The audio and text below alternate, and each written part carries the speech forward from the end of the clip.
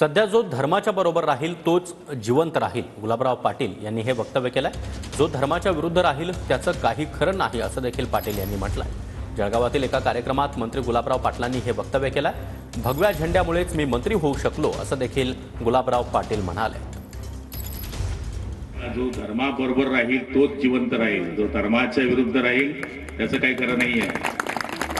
त्यामुळे धर्मकार्य आणि भगवा झेंडा याच्यावर सगळ्यांनी कायम एकनिष्ठ राहणं आणि एकजूट राहणं ही काळाची गरज आहे।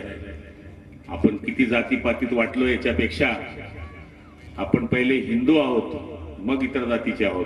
हिंदू धर्म टिकला तर जात टिकेल, हिंदू धर्मच टिकणार नाही तर जात कुठून टिकणार आहे। कारण की या भगव्या झेंड्यामुळेच मी मंत्री होऊ शकलो याचा सांगायला मला अभिमान वाटतो।